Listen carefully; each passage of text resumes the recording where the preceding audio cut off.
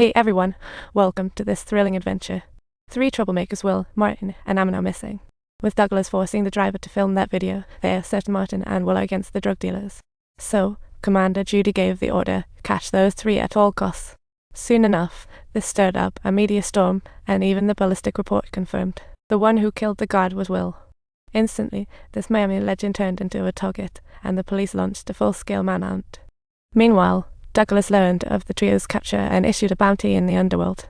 He offered a whopping $5 million for their heads. Realizing solo missions wouldn't cut it, Will and the gang reached out to their old pal, the bar owner, hoping to score some weapons. The bar owner played nice up front, but the moment she cleared the place out, she whipped around and aimed a gun at Will. And then, she started, who cares about friendship with $5 million at stake? The trio was rushed out by gangsters planning their escape. Just when they were about to make a move, another wave of gangsters showed up. The group swiftly got into a nearby van, led by the butcher Will had previously overpowered. The butcher angrily raised his gun. Martin started the van, pinning him against the opposite car.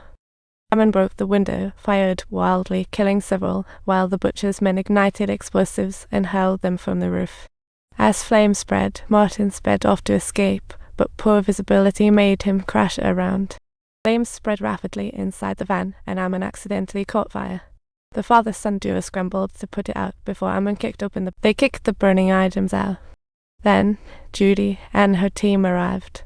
Spotting the killer of her father in the opposite vehicle, Judy wasted no time in firing away. Meanwhile, the fire crept into the engine, and hearing Martin yell, everyone jumped out just in time, skillfully escaping the police and gangsters' clutches once more. Later, they sought out Tech Whiz Don, determined to sift through the police database with the leads provided by Howard. Ammon can identify drug dealers from any clues. Then, they printed photos of suspects for Ammon to identify. After some grueling effort, they finally spotted their target, and Don quickly pulled up the details. The man was closely linked to Douglas, a former ranger stationed in Mexico before 2005, involved in numerous drug raids. He was captured in an operation and, under duress, betrayed his whole unit. Everyone else paid the price, and he ended up joining the drug cartel where he remains to this day. Will, upon learning the news, quickly called Lita to bring her up to speed. However, their chit-chat was awkwardly caught by Luck, and when Lita mentioned Will's discovery, trouble rolled in. Don quickly spotted heavily armed henchmen lurking outside Will and Martin's place and called the two right away. The sight made both men anxious. They pulled out their phones to alert their families to evacuate, but Will's call just wouldn't go through. Martin contacted his son-in-law Reggie, urging him to hide his family. Reggie acted swiftly, hiding his wife and mother-in-law in the closet and grabbing a handgun. Meanwhile, Will's call still went unanswered as gunmen slipped into Martin's home. But the next moment, former Marine Regeer's agility and tactical skills made quick work of all 9 intruders, leaving Martin on the other side of the monitor speechless.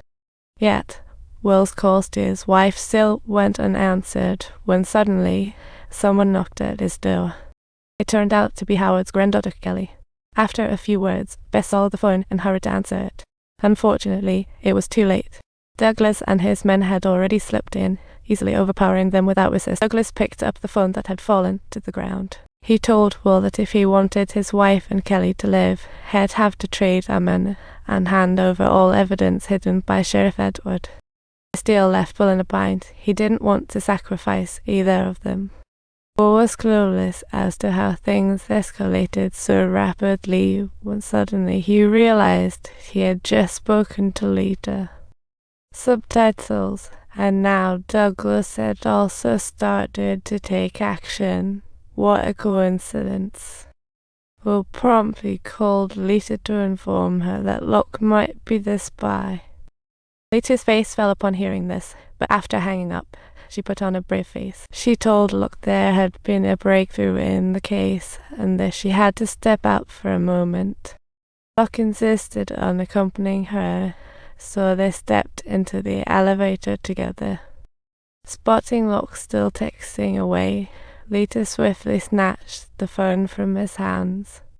Locke felt the panic rising and dropped the act, unleashing a verbal frenzy on Lita. The two started a heated debate in the elevator, but since Lita was no match for Locke, she was quickly overpowered. Just as she felt herself backing out, the elevator doors slid open and Don and Lisa rushed in to subdue Locke swiftly. Lisa applied just the right amount of force, knocking Locke out for good. When he came to, he found himself back with Will and Martin. They began hatching a plan to rescue Bess and Sally while taking down Douglas. With all the details of Locke and Douglas' collaboration in their hands, it wasn't long before Douglas received a call.